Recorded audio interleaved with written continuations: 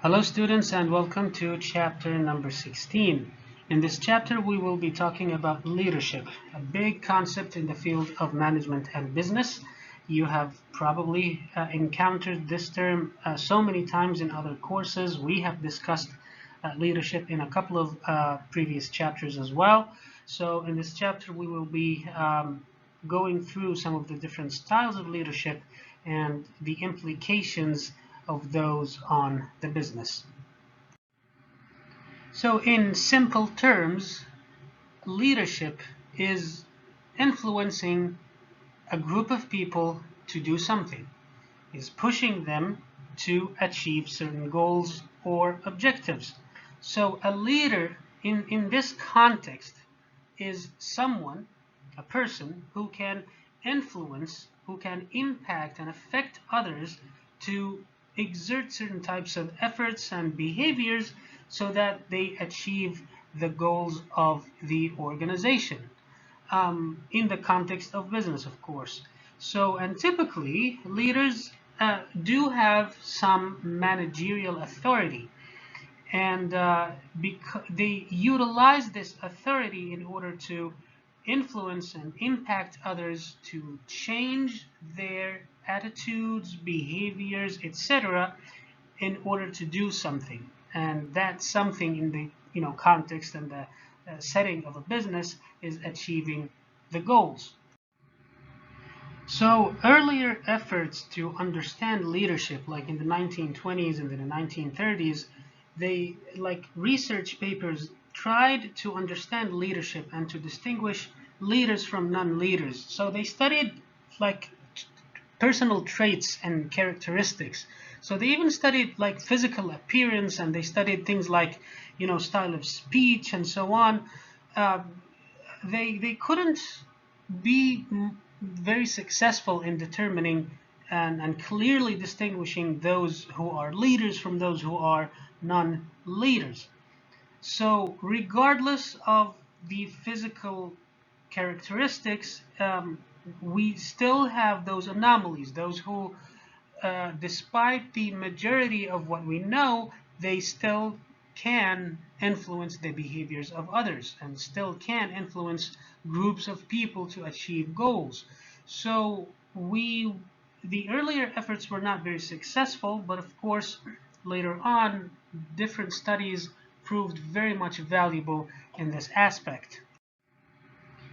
Nevertheless, many articles and research papers and books and scholars have found that we have 8 traits that were strongly associated with leadership, meaning that those who possess these traits, these characteristics, they are more likely to be leaders and more accepted by others as leaders. The first one, as you can see at the top of the table, is drive. We have studied in a previous chapter about motivation. We have talked about drive before, so it's that level of effort. So drive is, those who have this high need for achievement, those who want to do something, those who are persistent, those who are perseverant. So those who possess this kind of trait can be strongly leaders. And then the desire to lead, so having that wanting actually to lead others, wanting to take responsibility, that's one of the traits. The next one is honesty and integrity. So because in order to influence others to do something for you, they need to trust you, and you cannot be trusted without establishing how honest and the level of integrity that you have. Especially when we talk about honesty and integrity, we talk about consistency between what you say and what you do. And then we have self-confidence. So in order for you to be influential as a leader and push some groups of people to do something, they need to see that you are someone that that is convincing for them, someone that has actually what it takes, someone who can stand up for them and defend them in front of others. So confidence, that you are not questioning even yourself. And the next trait is intelligence. So when we talk about intelligence, as you will study in different courses, there are different types of intelligence. But we are talking about intelligence in general. So we talk about emotional intelligence, we talk about cognitive intelligence, things like problem solving, having a wide, broad vision of what's going to come, the ability to make decisions and analyze information and so on. The next one is job relevant knowledge. So a leader should be someone who knows what they're doing, who knows their jobs. They have that in-depth knowledge about their field, about the job that they're performing, so that they can establish credibility with others. And then we have extraversion. You have probably seen the word someone who is an introvert. The opposite of that is an extrovert. So this is what we say here. Extraversion is someone who is sociable, someone who is even motivated by social context. So they are not shy, they are not someone who cannot speak with strangers. No, they are lively, energetic, and they can openly talk to others. And then finally we have proneness to guilt, and this has been found to be positively related to leadership, because when someone is prone to guilt, meaning they often feel guilty, and this is not in the negative sense, but it means that they try as much as possible to evaluate their decisions. Have I made the right decision, or was I unfair to someone? Was there any injustice in the decision that I made? They always look at themselves and blame themselves if something goes wrong.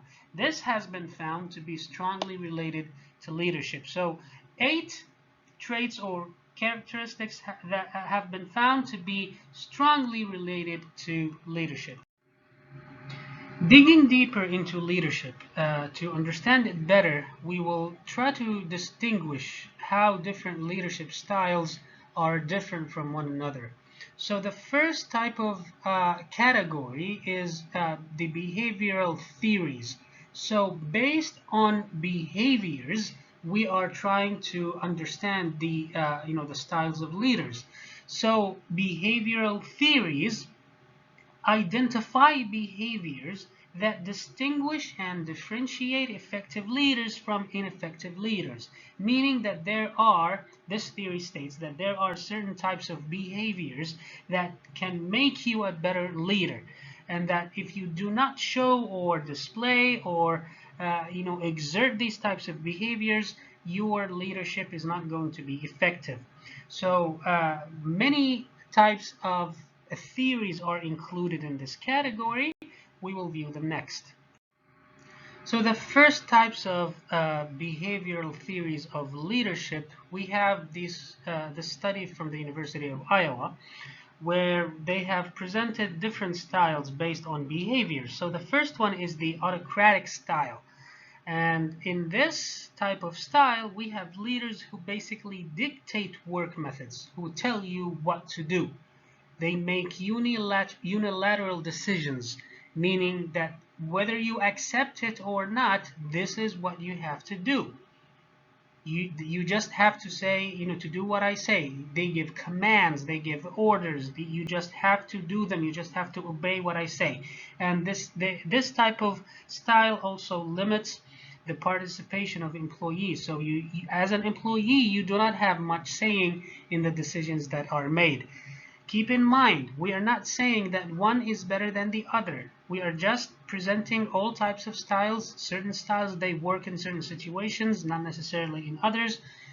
It's a matter of preference. It's a matter of good judgment. Okay, so the autocratic style is giving orders and commands, dictating work for others. And the second one is the democratic style. So it comes from democracy. So this is basically when employees are involved in decision making. They are listened to. So this is a leader who delegates authority even. So they give their employees the capacity to make some decisions, and they use feedback as an opportunity for coaching employees. So it's not a matter of just do what I say. It's a matter of a discussion. What do you think? So they try to, solicit input from all their employees and come up with a decision that is accepted by all. The third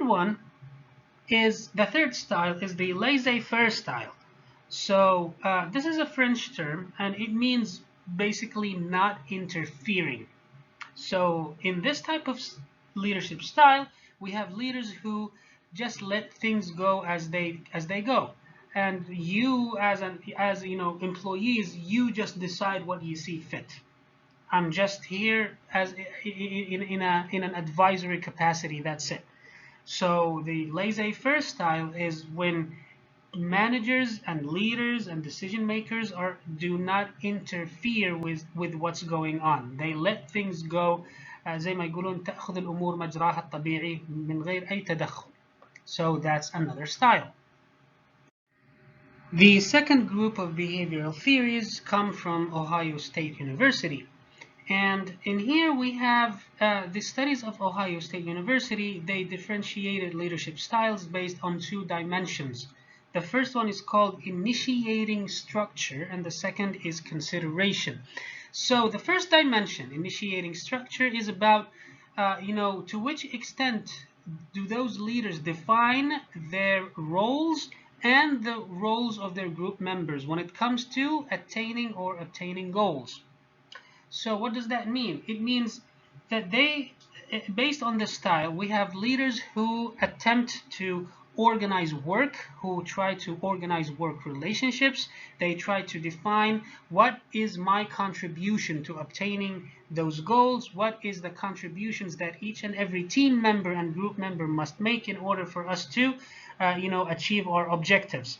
So it's all about the goals, and it's all about the contribution of each and every person in the group. The second dimension, consideration. So this is when we have leaders who go beyond work relationships to even personal ones. So this is a leader who has mutual trust with their group members. They are considerate of their feelings. They help them with their personal issues. They treat them as equals. They respect them. They respect their feelings, their status. They help them with everything that they can. So two different types of dimensions. One that focuses on objectives and goals, and how does each and every one of us contribute to obtaining and attaining those goals. And the second one is about being considerate.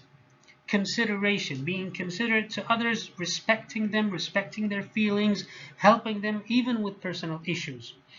So the last note over here, the high leader, is a leader who is high in initiating structure and also high in the second dimension, and that is consideration.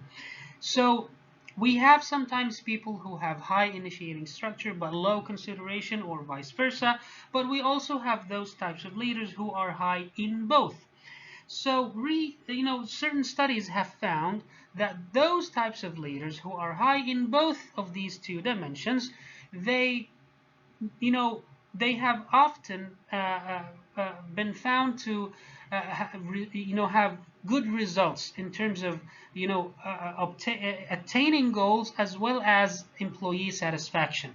Not always, of course, but certain studies have found that if you are a leader who is high in initiating structure, so you define goals and you define how can we contribute to achieving those goals, and you are also considerate of people's feelings, then you could have good results and good achievement of goals, as well as high levels of employee satisfaction.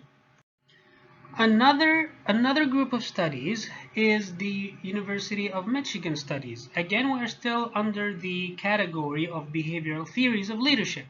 So like the previous study, this one also has two dimensions of leadership: employee-oriented leaders and production-oriented leaders. So those leaders who are employee-oriented, they are people, they are leaders who focus on interpersonal relationships, meaning they are, they focus more on establishing good trust, establishing good relationships with others, keeping certain degrees of respect and being helpful, and so on. Those who are production oriented, they focus more on the task aspect of the job, not the relationship. So I'm not really into making friends and establishing good relationships with others, as long as I get the results that I need. Again, we're not saying that one is better than the other. We are just presenting all types of options available.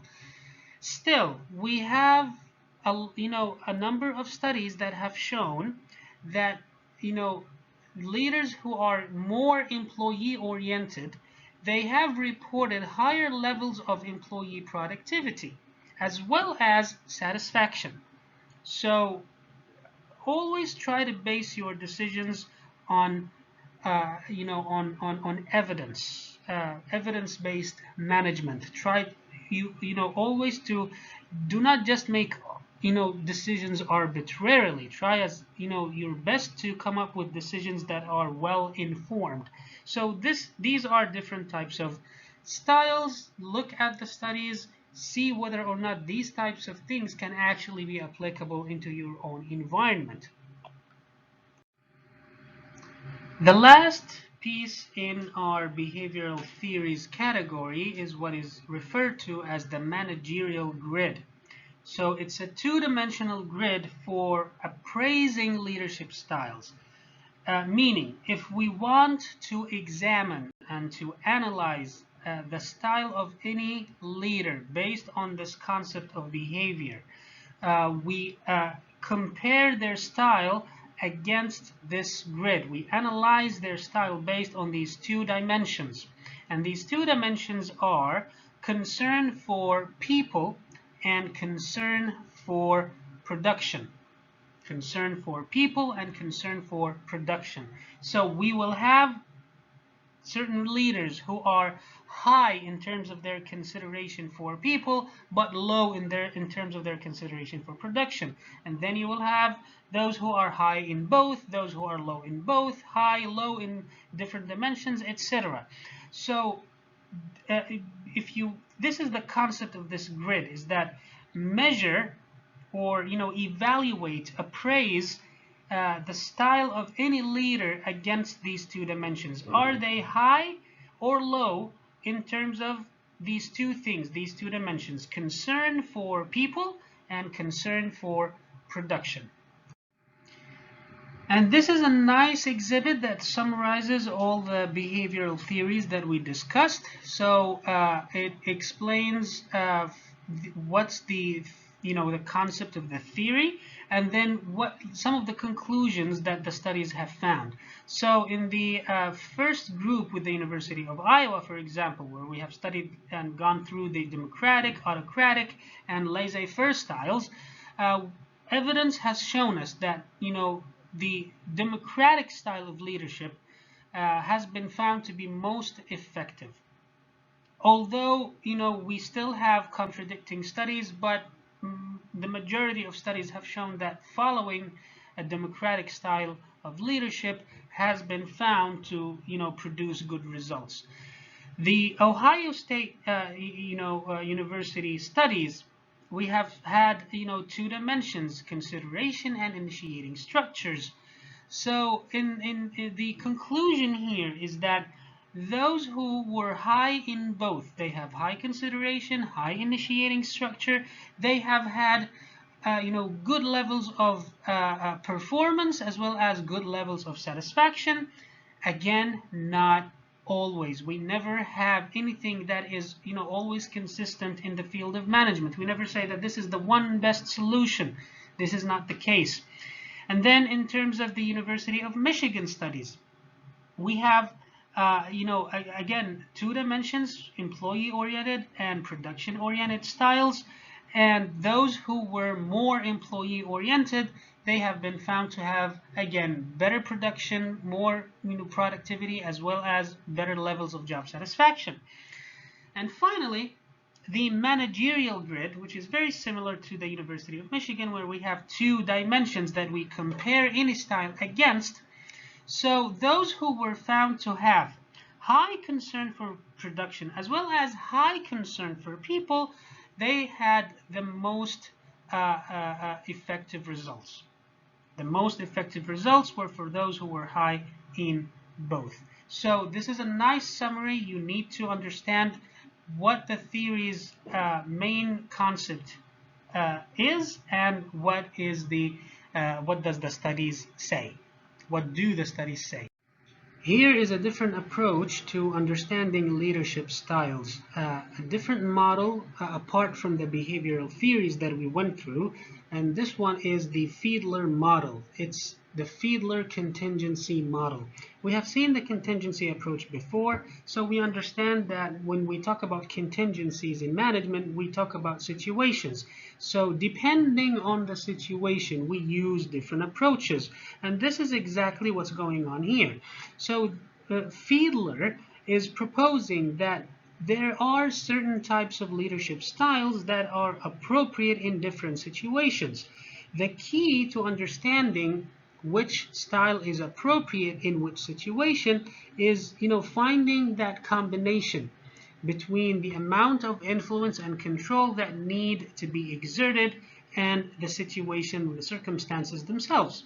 So it proposes that if we want to improve group performance, then we have to find that match. We have to properly match the leader's style as well as the degree to which that situation is allowing the leader to control and influence. So we look at a combination between what is the situation and to which extent do the circumstances allow for control and influence, as well as the leader's style. In order for us to understand this better, Fiedler proposed something called the LPC questionnaire, so the least preferred coworker questionnaire. In this questionnaire, in this survey, Fiedler is trying to measure whether a leader is task or relationship oriented. We have seen something similar to this in the behavioral theories. So we are trying to analyze this person and see, is this person more focused on establishing good relationships with others in terms of mutual respect and so on, or is he or she someone who is more focused on the results and the tasks and the processes themselves. So this questionnaire asks you to rate your co-workers, your colleagues, all the people that you worked with, in terms of 18 different dimensions. They come in pairs. So pleasant, is that person pleasant or unpleasant? Is he respectful or not respectful? And so on. And then the questionnaire also asks you to try to find who is the person that you least enjoy working with. This is why it's called least preferred coworker. So the person that you dislike the most, that you couldn't, work with, that you least enjoyed working with. And by finding and by, rating and analyzing and measuring all these people, we try to understand, the styles of leadership that you possess. So when I know now that you don't like people who are unpleasant, and you don't like people who are disrespectful, for example, then I know that maybe you are more relationship oriented than task oriented. So in Fiedler's model, we mentioned that we need to assess or evaluate the leadership style, and we also need to assess or evaluate the situation or the contingencies. So in his research, Fiedler came up with 3 different dimensions to evaluate or assess the situation itself. So the first dimension to assess or evaluate a situation is the relation between leaders and members. So this dimension describes the degree of confidence, trust, and respect employees have for their leaders. So because remember, we needed to properly match the leadership style with the situation. So certain leadership styles would not work in certain situations. If the situation is like this, where employees or followers, they have great respect for their leaders and they trust them and they have great confidence in them, then we understand that this type of leadership style can work in this situation. The next dimension is the task structure. So this describes to the degree to which job assignments are formalized and structured. So to which extent, is everything clear? This is your contribution. This is my contribution. This is what you need to do. Job duties, responsibilities are clearly distributed and allocated and clearly defined. So in this type of situation where tasks are clearly structured and formal, then we know that certain leadership styles can work in this situation. And finally, we have position power. So to which extent do the leaders have influence over certain activities like hiring, firing, promotion, and salary increases? So again, we cannot, for example, use a leadership style where the position does not give you this authority, where as a leader you cannot influence hiring, firing, or promotions. So this is how we match the two things together. Remember, the whole concept of Fiedler is that we needed to match the leadership style with the situation. Certain leadership styles are appropriate for certain situations, and others are not necessarily effective in these types of situations. So when it came to evaluating the leadership styles, we had to look at that questionnaire, and we needed to evaluate whether the leader was about more oriented towards the relationship or more oriented towards the production or the process or the task itself. And then when it comes to situations, we have these three dimensions: leader-member relations, the structure of the task, as well as position power. And here's a summary of this whole concept of Fiedler contingencies model. So let's analyze this exhibit together. So we have this graph where we have these different types of situations. So we have highly favorable situations, moderately favorable situations, and highly unfavorable situations. Okay, and then we have task-oriented leaders, and then we also have relationship-oriented leaders. So this indicates the leadership style. And then to analyze the situation, we have those three dimensions that we have gone through before. So leader-member relations, task structure, and position power. So depending on each and every one of them, we have different combinations.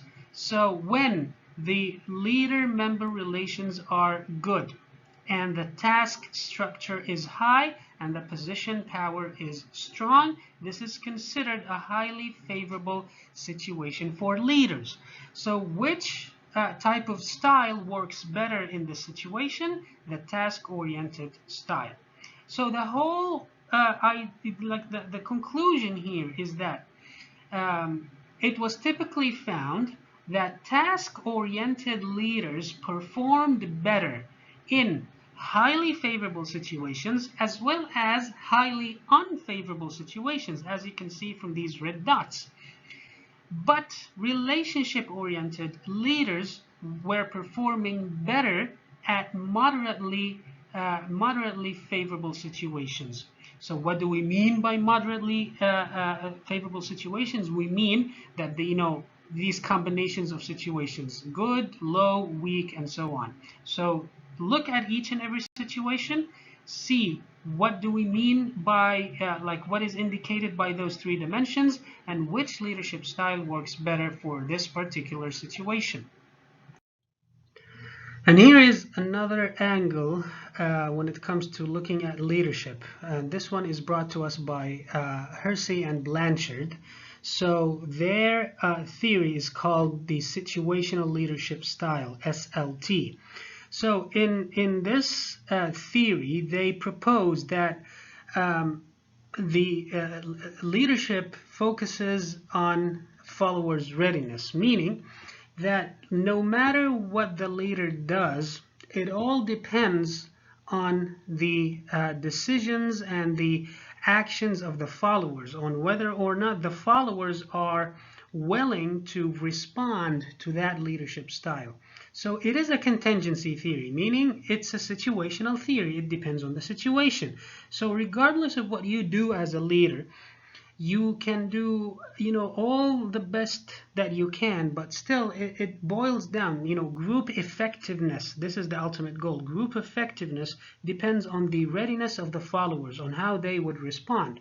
And when we say readiness, we talk about are the people, are the followers, are the employees, are they willing to participate? Are they willing and able to accomplish specific tasks?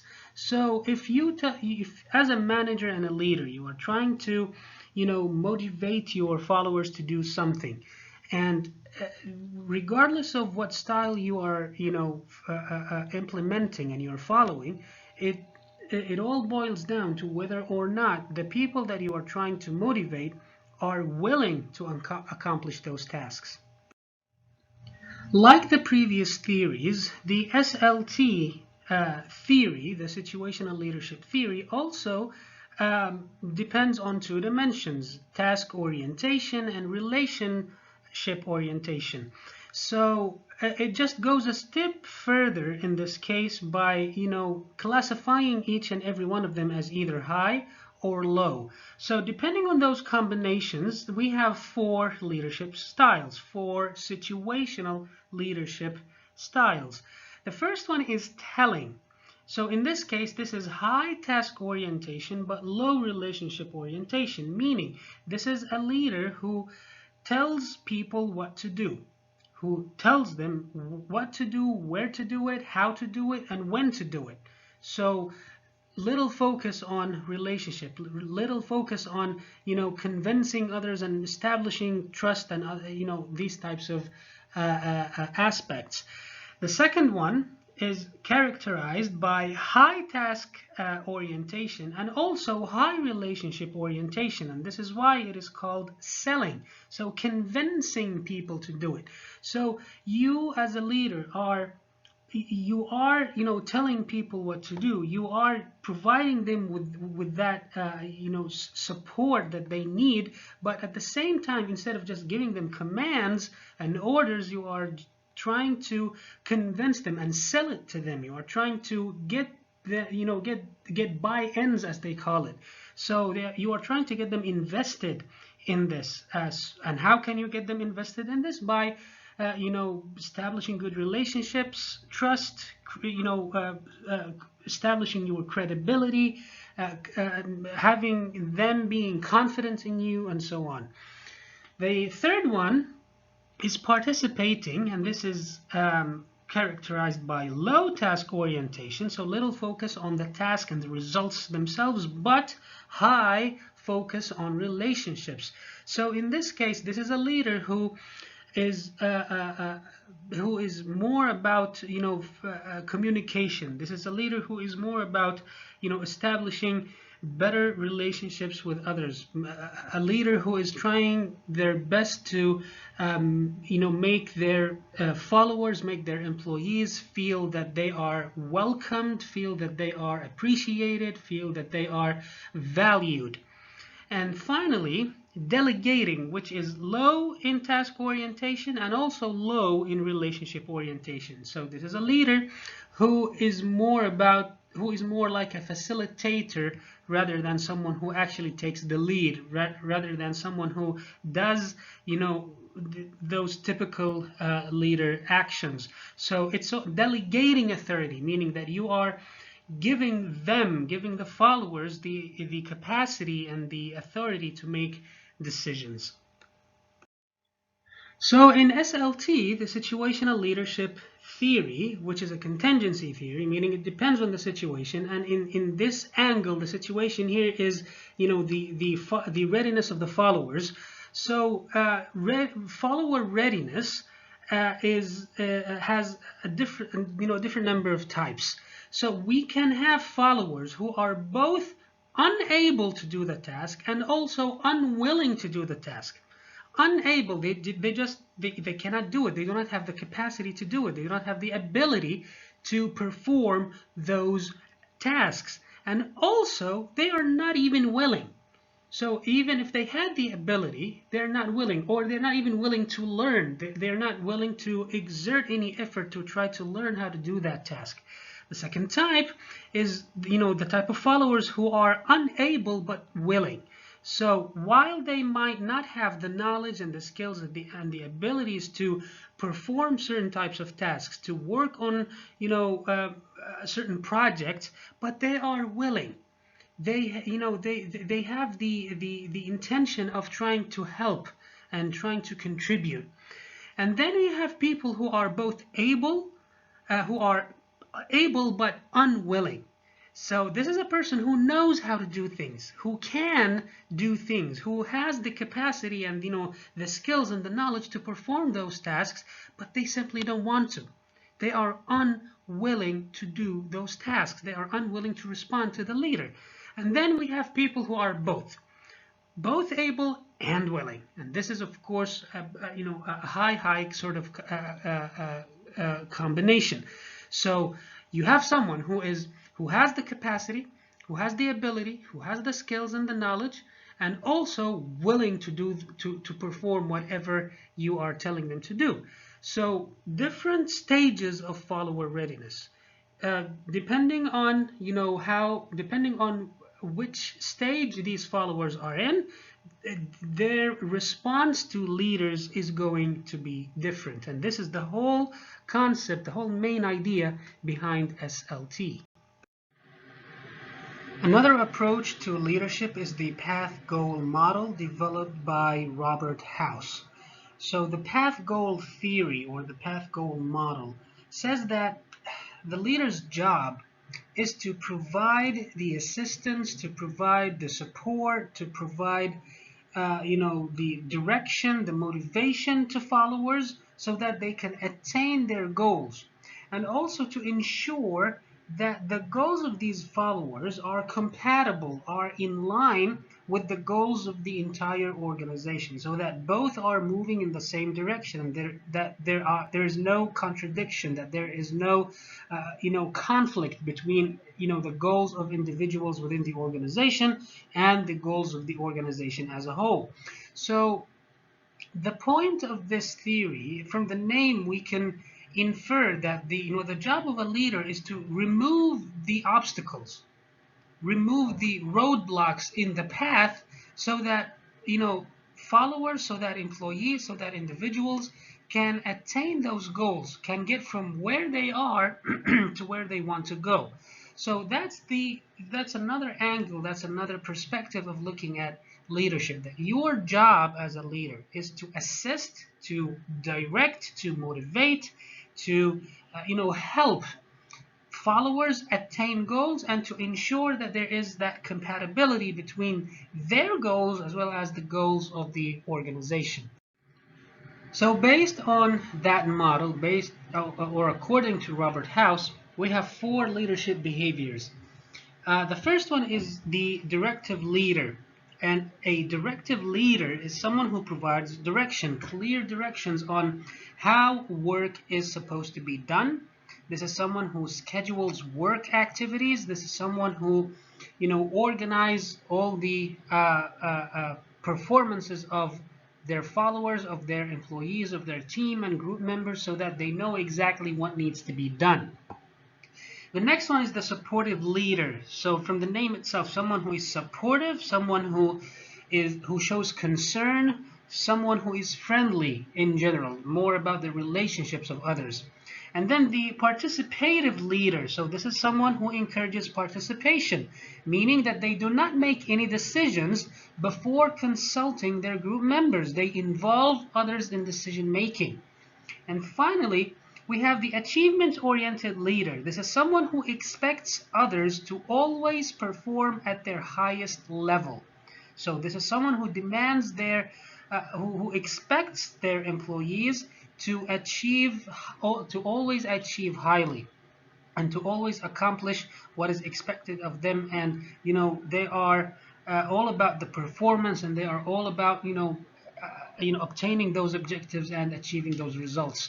So in contrast to Fiedler, if you remember the Fiedler contingency model, so Fiedler said before that leaders cannot change their behaviors because this is someone that is innate in their personalities and so on. But Robert House here is saying that no, leaders are actually flexible and they can change their style according to what is needed of them.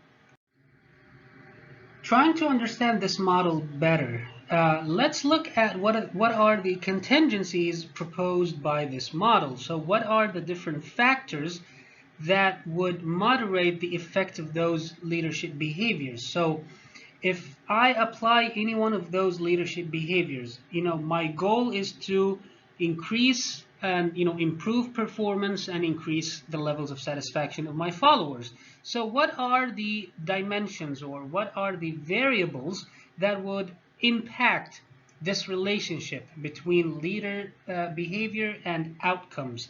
So we have two contingency factors. One has to do with the environment.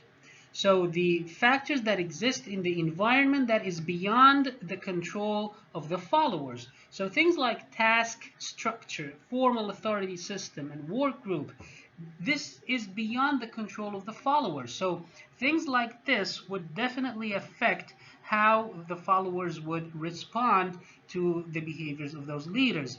The second one is actually within, I'm not going to say within the control, but it's really relevant to the followers themselves. So it has to do with the subordinate themselves, the individuals, the people who follow. So things that have to do with their perceptions, things that have to do with their experience and locus of control. We have seen that term before. So to which extent do they believe that they are able to change things, and to which extent do they believe that they have the ability to perform those tasks and what is required of them. This is going to affect how they will perform, and definitely the levels of their satisfaction. And this is going to have different types of results depending on which type of behavior, leader behavior, is being implemented. And here is another way of understanding leadership, and this theory is called the leader-member exchange, or the LMX theory. So this theory states that leaders create in-groups and out-groups. Those who are in the in-groups are rewarded, will typically have higher performance appraisals, higher performance ratings. They would have greater job satisfaction, less turnover, more commitment, and so on. And on the other hand, those who are in the out groups will have less job satisfaction, they will have more turnover, they will have lower performance ratings. So you have probably heard the term inner circle before.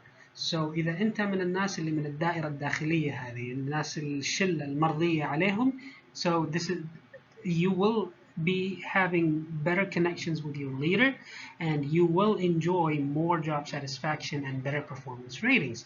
And this theory says that this stays relatively stable. So from the earlier interactions between leaders and followers, leaders will categorize followers as either in or out. It could be because of personality, it could be because of compatibility of goals. Regardless of the reason, this is just one way leaders think. They would categorize their followers as in or out, and those who are in will typically have more job satisfaction and less turnover and so on. And leaders and followers would push for a greater link, would encourage stronger relationships between those leaders and the people who are in the in groups. Another style is the transformational versus transactional leadership. The transactional leaders are those who lead how? By using transactions from the name itself. What do we mean by transaction? So a transaction is, give and take. I give you something, and then in return, you, the follower, you should give me something back. So that this is an exchange of things. So they lead by using social exchanges. They would give you rewards, for example. They would give you, if in the case of a manager, they would give you overtime. They would give you a promotion. They would give you a salary increase. They would give you praise. They would give you recognition. All of those types of things that, managers, because of their authority, they can give you. And in return, you, the follower, would give them what? Would give them your effort, would give them achievement, would give them attainment of goals, and so on. Another way that leaders, try to push their followers to do something is by using inspiration, and that's transformational leadership. So in this style, leaders stimulate, inspire, they motivate, they transform how things are done, and they try to push and motivate their followers to do extraordinary outcomes, to do extraordinary things. So that's transformational leaders. Other ways of looking at leaders is based on their charisma and their vision. So you have probably heard this term a lot of times before. This guy has charisma. So charismatic leaders, those are enthusiastic leaders. Those are people who have self-confidence, those who have unique personalities, and their actions influence people to behave in certain ways. Lots of research has been done to try to identify the dimensions of charisma, but in the sense of charismatic leaders, 5 sort of traits have been found to be strongly related here. The first one, a charismatic leader is someone who has a vision. They have a conceptualization of what the future is supposed to look like. And then they know how to state and articulate and communicate that vision of theirs. So they can tell you that this is my vision of the future. They know how to communicate it to their followers. And then they are also committed to their vision, and they are willing to take risks to achieve and to see that vision of them become a reality, of the vision of theirs become a reality. The fourth dimension is that they are sensitive. Sensitive to what? Sensitive to the needs of their followers as well as the constraints of the environment. So they try to find that balance. Their followers have needs, but also they are limited, they are constrained by what's going on in the business environment. So they are sensitive to both of those kinds of demands. And then finally, charismatic leaders, they typically behave out of the ordinary, meaning that they don't necessarily follow regular social norms. So you would find them do something that is considered unique, something that is considered different from others. So in general, those are the characteristics of a charismatic leader. Then we have visionary leaders, and those are leaders who have the ability to create, articulate their vision. And their vision is realistic, it's credible, it's attractive, and it pushes people to do all they can in order to see it happen. So the whole point of having a vision is what? Why do we, we have studied mission and vision statements before. We always say that, even in your personal life, when you are doing your personal planning, you should have a vision and you should write it down. Why is that the case? When you have a vision, whether you are a leader or on a personal level, when you have a vision, you are going to bring about, the changes and the requirements that are needed to see that vision become a reality. So they would call upon those, talents and skills and knowledge that are needed for that vision to become something that happens in reality. So this is why having a vision for a leader is very, very important. Authentic leaders focus on moral values, so they understand exactly who they are, what they are capable of, they know what they believe in, they have, trust in their values, and they openly and candidly defend those values and speak up their minds because they are not afraid to show who they are. They know what they stand for, they know what they support, they know what they disagree with.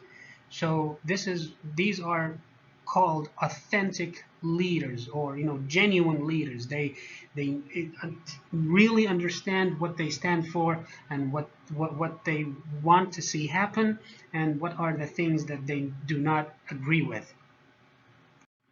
And of course, we cannot go through the chapter of leadership without talking a little about ethics and ethical leadership. You have seen this term a number of times before, whether in our course or in other courses.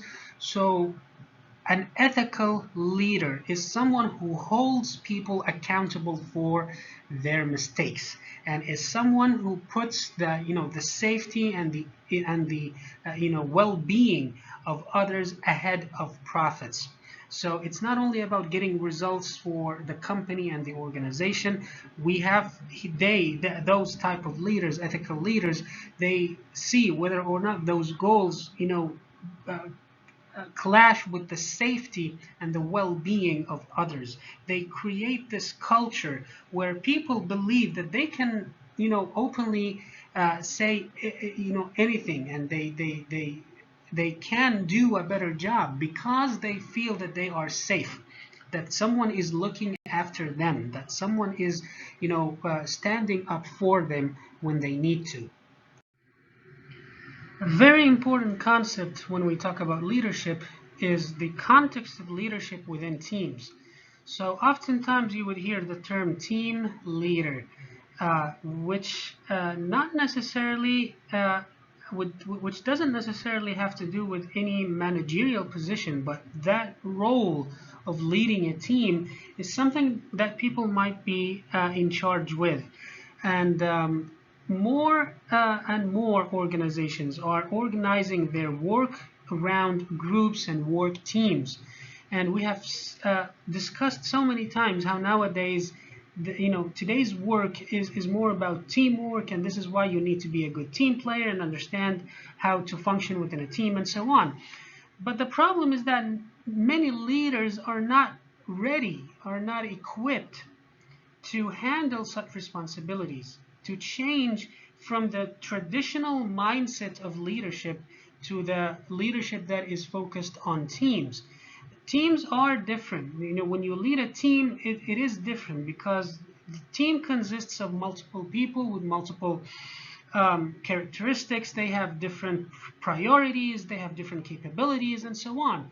So the role of a team leader has to do with a lot of things, including, aspects like coaching, mentoring, communication, facilitation, and so on. But a more meaningful way of looking at team leadership is the following: that a team leader's responsibility is focused on two things. The first priority here is managing a team's external boundary, meaning, as a team, there are things beyond your control. There are circumstances that govern sometimes your performance, your team's performance. So as a team leader, you are the one responsible for moderating these types of effects. And then the second priority for you as a team leader when you lead a team is to facilitate team process. So we mentioned things like communication. We mentioned things like, different personalities. So because, for the nature of work within teams require things like interdependence, meaning that your work depends on the work of others within your team as well. So we must find some common ground. We must find some sort of way to facilitate and to make things easier for us to communicate and for us to contribute and to finally obtain the goals of the whole team. So here's also one way of looking at the roles of a team leader. A team leader functions as a coach.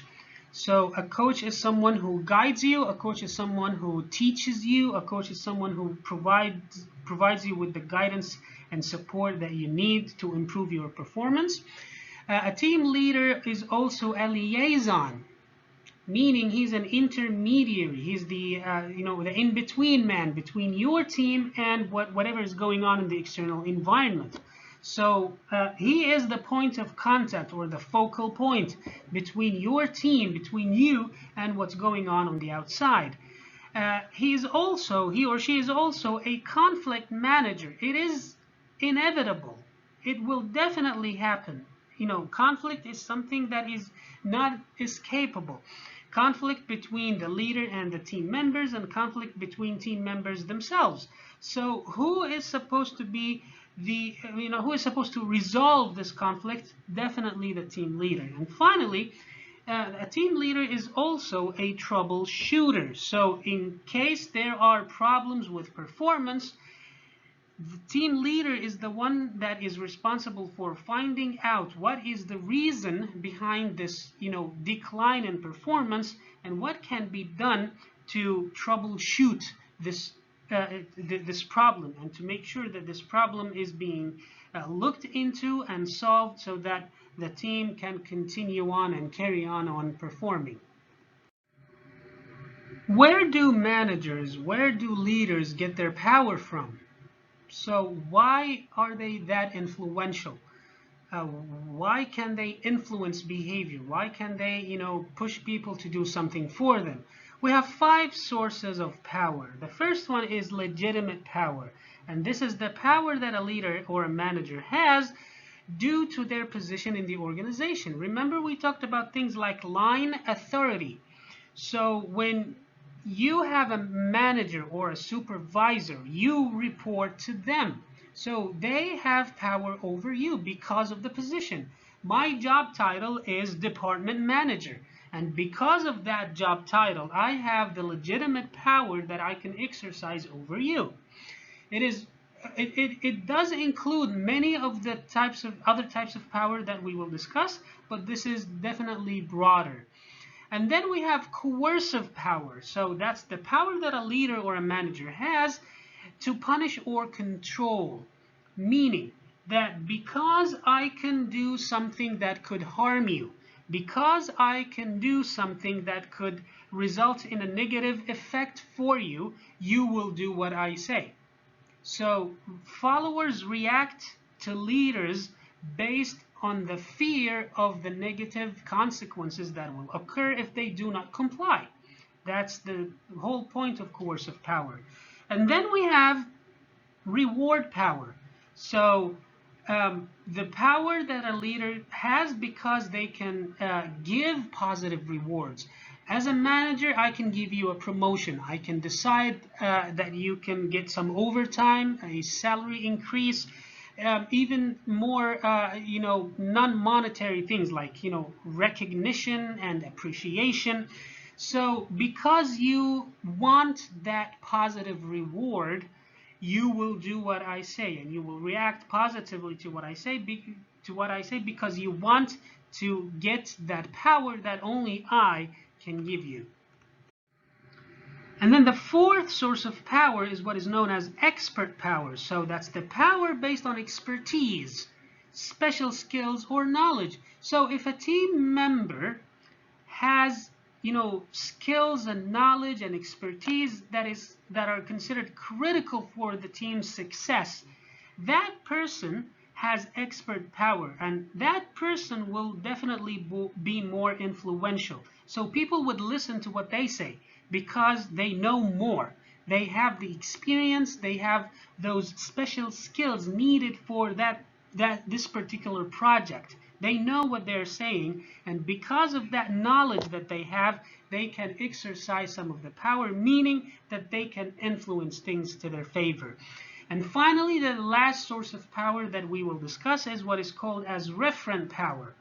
Referent power. So that's the power that arises because of a person's desirable resources or personal traits. This has to do with admiration. So if I admire you and I want to be associated with you and I want to become like you, so I would do what you say. So it's because of admiration. It's because of, you possess certain types of personal qualities that are favorable, and that I feel that I would love to be like that one day. So because of that, admiration, and because of those favorable qualities that you have, people would follow you and would react positively to you as a leader. In the context of leadership, trust is definitely essential, because if followers were to let someone lead them and to willingly accept the risks associated with that, they must first develop trust. They must perceive those leaders of theirs as people who are credible, as people who have credibility. So credibility is the degree to which followers see someone as honest, competent, and able to inspire. So someone who is credible, someone who has established credibility with their followers, is someone that the followers see and think of as an honest person, as someone who is also competent, someone who can effectively communicate,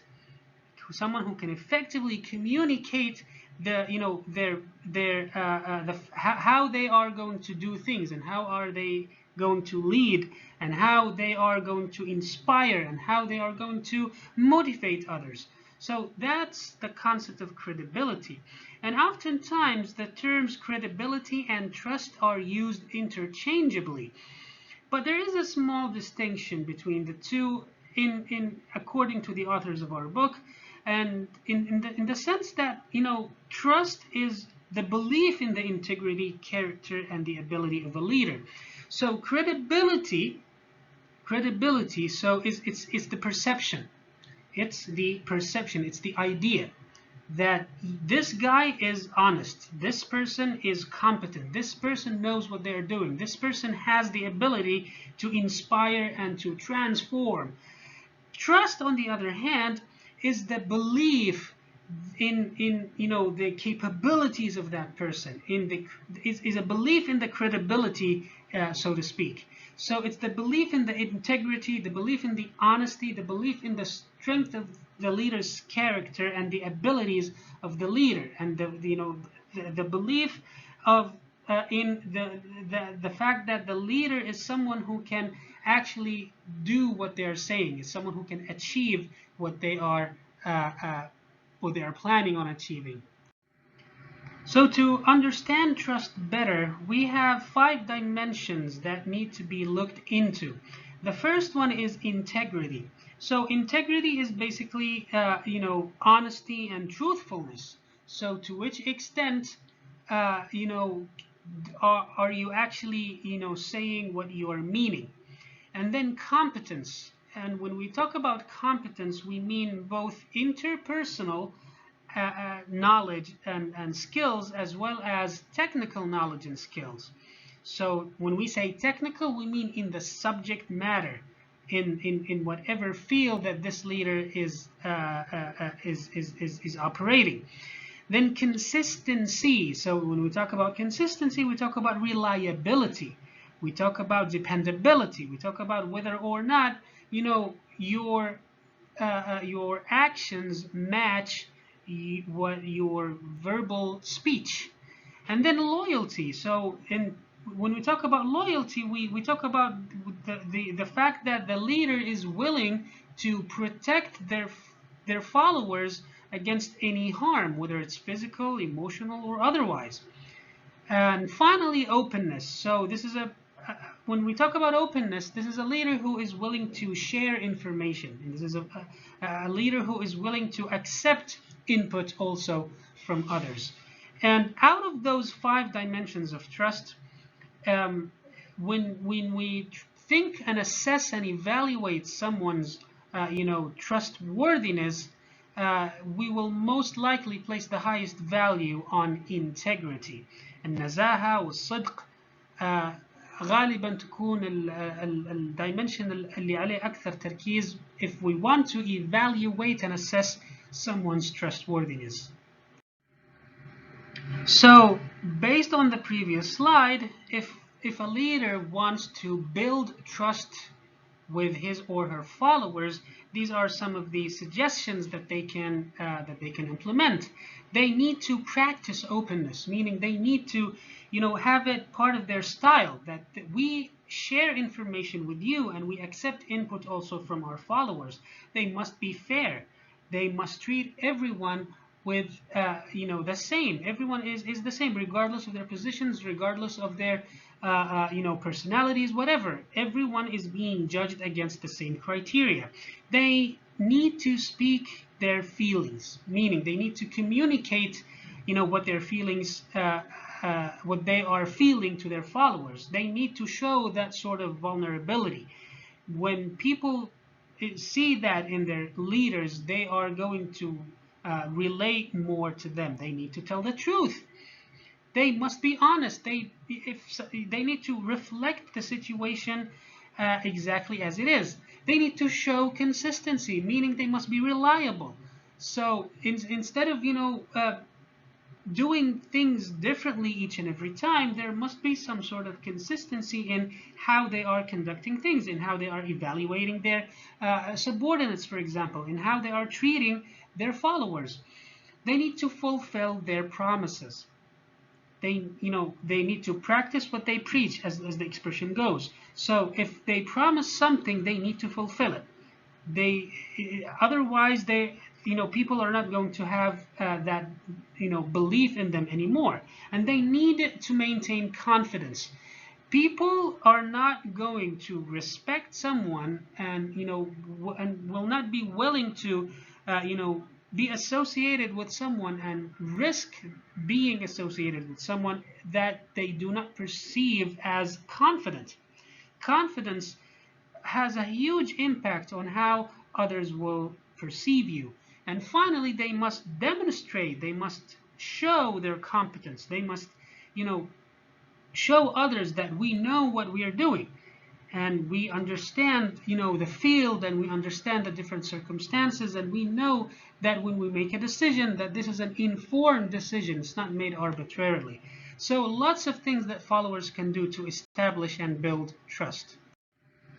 And we cannot conclude the chapter without talking about the concept of employee empowerment. So empowerment is giving the power. So this is when managers, when decision makers, when those who have that power delegate some of that power, relinquish some of that power to their employees. More and more, in organizations all around the world, this is happening because the nature of work is changing. Before, all the decision making was centralized to a small group of people within the organization, even those day-to-day activities. But nowadays, we need employees who can make decisions. مش معقولة إنه المانجر حيتخذ حتى القرارات الصغيرة. If we want to focus, more on the strategic part of the business, we should let employees decide on some of the day-to-day activities as well. So things like inventory and scheduling and distribution of work, sometimes all of these are nowadays given to employees. So they are making key operating decisions that definitely affect their work. And we have seen how, involving people in decision making makes them more committed, makes them more accepting of the results of those decisions. The last topic in today's chapter is leading across cultures. Globalization is a huge concept in today's business environment, and we have organizations that have operations all around the world. Take Sabic and Aramco, for example. They have plants in Asia, they have plants in Africa, they have plants in North America. So we will have Saudi managers traveling to these locations and trying to establish some of those plants and get them set up. So they would lead people from different cultures. So what is considered an effective leadership style in here in Saudi Arabia is not necessarily considered effective in other places around the world. So we must think of the cultural context whenever we are exercising leadership.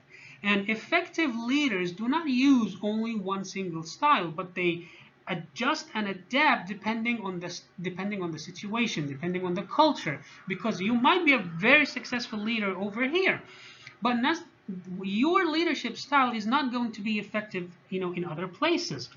And a good note to keep in mind also is that national culture, it definitely has importance in situational aspects. Meaning, so even though we are all Saudis, but what is considered sometimes very effective in one region is not necessarily considered very effective in other regions.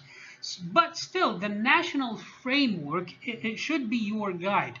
What is considered, agreed upon on a national level is something that is definitely going to be very effective for you to use whenever you travel to different locations, for example.